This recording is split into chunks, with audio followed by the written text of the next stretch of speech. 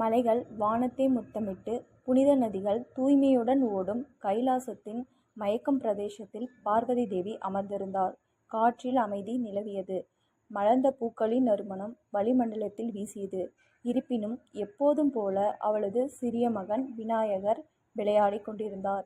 சூரியன் பனிமூடிய சிகரங்களில் மின்னும் கதிர்களை வீசிய போது பார்வதி மெதுவாக தன் மகனை அழைத்தார். விநாயகா, மகனே, நீ இன்று அமைதியாக விளையாட வேண்டும். நான் தியானம் செய்கிறேன். எனக்கு அமைதி தேவை. எனக்காக அதை செய்ய முடியுமா? விநாயகர் தனது தாயின் விருப்பத்தை நிறைவேற்ற நினைத்தாலும் குழந்தைத்தனம் அவரிடமிருந்து மாறவில்லை. அவர் உற்சாகமாக ஏதாவது செய்ய தேடி வெளியே சென்றார். அப்போதுதான் ஒரு பாறையில் தூங்கிக் கொண்டிருந்த பூனையின் மீது அவர் பார்வை விழுந்தது. அதன் வயிறு மேலும் கீழும் சென்று வருவதை பார்த்ததும் விநாயகருக்கு ஆர்வம் அதிகமானது. விநாயகர், நான் இப்போது உன்னோடு விளையாடப் போகிறேன். உன்னால் தூங்க முடியாது பூனைக்குட்டி என்று கூச்சலிட்டார். குறும்புத்தனமாக அவர் அந்த பூனையின் தண்ணீர் மற்றும் உணவை எடுத்து ஒளித்து வைத்தார். அதனால் அங்கு அவருக்கு ஒரே மகிழ்ச்சியாக இருந்தது. பூனை திடுக்கிட்டு குழப்பமடைந்து தண்ணீர் மற்றும் உணவை காணவில்லை என்று வருத்தமடைந்தது. ஆனால் விநாயகர் குறும்புத்தனம் அதோடு முடிந்துவிடவில்லை. பூனையை துன்புறுத்திய விநாயகரிடமிருந்து சிரிப்பு வெடித்தது. தான் ஏற்படுத்தும் துன்பத்தை அறியாமல் ஆனந்தமாக இருந்தார். சிறிது நேரம் கழித்து அவரது விளையாட்டுகளில் சலித்து விநாயகர் தனது இருப்பிடம் திரும்பினார். அங்கு அவரது தாயார் தியானத்தில் அமர்ந்திருந்தார். தாயின் அருகில் சென்று பார்த்தபோது அதிர்ச்சியில் உறைந்து போனார். அழகான பார்வதி தேவியின் முகம் சோகமாக காணப்பட்டது. ஆழ்ந்த தியானத்தில் அமர்ந்திருந்தார். அப்பாவி பூனையின் உணவை மறைத்ததினால் தாயின் முகம் சோகமாக காணப்பட்டது. அம்மா என்று அவர் அழுதார். உன் முகம் சோகமாக இருக்கிறது. என்ன நடந்தது? பார்வதி கண்களை திறந்தார். அவளுடைய கண்களில் மென்மையாக திறந்து, விநாயகா, என் கண்ணே, நான் எல்லா உயிர்களுக்கும் தாய். நீ இன்னொருவரை காயப்படுத்தும் போது என்னையும் காயப்படுத்துகிறாய்.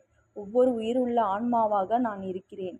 ஒருவருக்கு தீங்கு விளைவிப்பது நீ எனக்கு தீங்கு விளைவிப்பது போலவே ஆகும். விநாயகர் தனது தவறை உணர்ந்தார். அவர் அமைதியாக இருந்தார். அவரது அப்பாவித்தனத்தால் ஒரு உயிரினம் துன்பம் ஏற்பட்டு இருப்பதை இப்போது புரிந்து கொண்டார். அவர் தனது தாயின் கண்களை பார்த்தார். அனைத்து உயிர்களையும் உன்னைப் போலவே நேசி என்று பார்வதி சொன்னார். அம்மா, என்னை மன்னியுங்கள் என்று அவர் சொன்னார். அவரது பெரிய கனிவான கண்களில் கண்ணீர் வழிந்தது. பார்வதி தேவி மெதுவாக சிரித்தாள். அவளுடைய கோபம் சூரியனில் பனி போல கரைந்தது. விநாயகரின் தோள்களில் கையை வைத்தார். என் மகனே, பிரபஞ்சத்தின் மிகப்பெரிய சக்தி அன்பு. அனைத்து உயிரினங்களுக்கும் இரக்கத்திற்கும் கருணைக்கும் தகுதியானவை.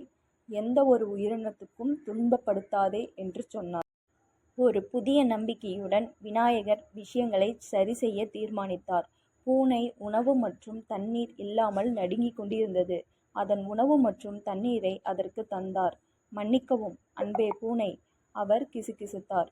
நான் உன்னை இனி ஒருபோதும் தொந்தரவு செய்ய மாட்டேன். நீ என் நண்பன் என்று கூறினார். அன்றைய தினம் அவர் ஒரு முக்கியமான பாடத்தை கற்றுக்கொண்டார். அன்பு, இரக்கம் மற்றும் அனைத்தும் வாழ்க்கையின் ஒன்றோடொன்று இணைக்கப்பட்டவை. அன்று முதல் விநாயகர் தன்னை சுற்றியுள்ள ஒவ்வொரு உயிரினத்தின் மீதும் அன்பும் மகிழ்ச்சியும் மரியாதையும் பாசத்தையும் செலுத்தினார். மற்றவர்களுக்கு அதையே கற்பிப்பதையே தனது வாழ்க்கையின் குறிக்கோளாக ஆக்கினார். எனவே பார்வதி தேவி மகிழ்ச்சியுடன் தனது மகனை நினைத்து பெருமை கொண்டார்.